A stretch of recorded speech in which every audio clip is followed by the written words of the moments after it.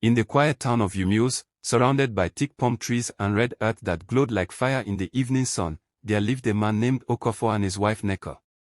They were known across the town for their peace, unity, and laughter.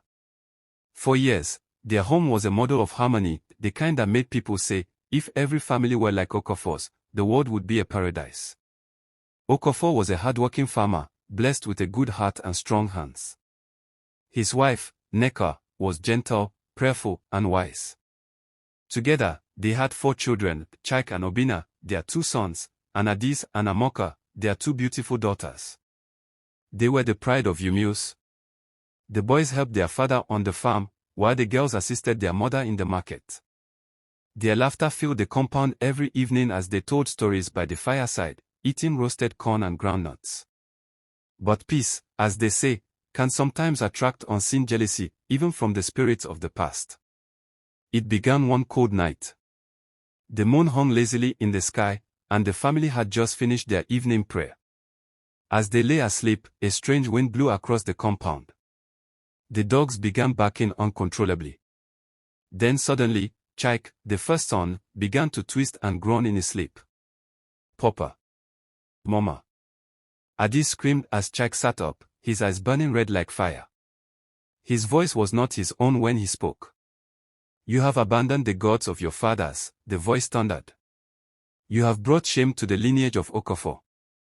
Before anyone could move, Chike began to attack his own family. He kicked, screamed, and threw things across the room. When Okafor tried to hold him, the boy pushed him away with a strength no 16-year-old should have. Then, just as suddenly as it began, Chike collapsed, lifeless but breathing. The next morning, they all woke up with mysterious marks on their bodies, scratches, like from an unseen claw. Fear settled over the household like a dark cloud. From that day, nothing remained the same. Okafor's yam farm, once fruitful, became barren. No matter how hard he worked, the harvest was poor. Neko's trade in the market began to fail, her goods spoiled, and her customers stopped coming. Chike, once bright and ambitious, started wandering aimlessly. His younger brother, Obina, fell sick often, and no medicine seemed to help. The girls, Adis and Amoka, who were once admired by young men, suddenly became invisible. Suitors came and went, but none ever returned. Every night, the same thing happened. The moment they fell asleep, a cold wind would enter the compound, and Chike's eyes would glow again. He would attack them, biting, scratching, and shouting in that same strange voice, "You cannot run from your blood. You will serve the gods of your fathers." When dawn came, Chike would remember nothing. Tears became the family's closest companion. One night, after another terrible attack, Okafor gathered his family in the sitting room. His voice trembled as he spoke. "My wife, my children. I believe this thing will destroy us if we keep quiet. Tonight, we will not sleep. We will pray." Neko nodded, her eyes shining with faith. "Let us fight back with the only weapon we have, prayer." That night, they locked their doors and began to pray.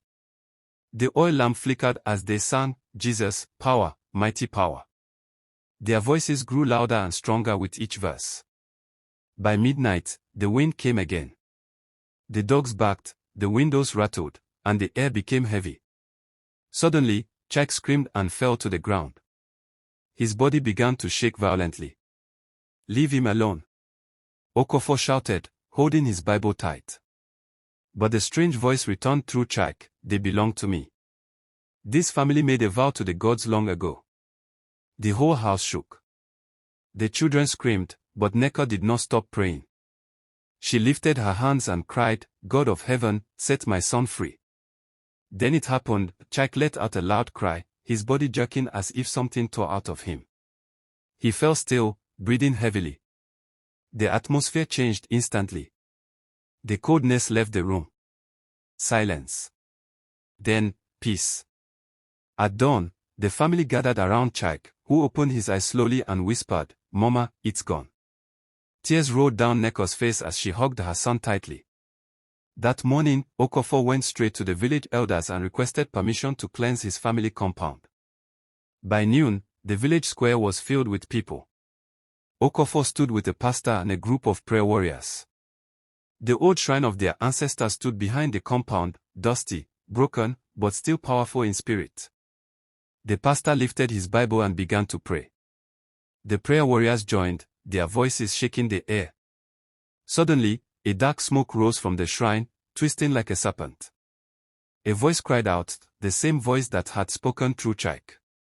"You cannot destroy what your fathers built." But the pastor shouted louder, "The blood of Jesus speaks better things." With a thunderous roar, the shrine cracked open, and the wind scattered the ashes into the sky. A strange peace settled over the entire compound. Even the birds seemed to sing differently that day. From that day onward, everything changed. Okofor's farm flourished again. The yams grew so large that people came from other towns to see them.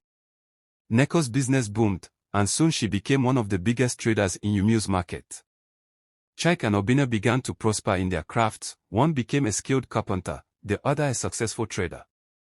Adis and Amoka, the two daughters, found love not long after. Suitors came in numbers, and their weddings became the talk of the town. Peace returned, brighter and stronger than before. And so, the story of the Okofor family spread across Umus.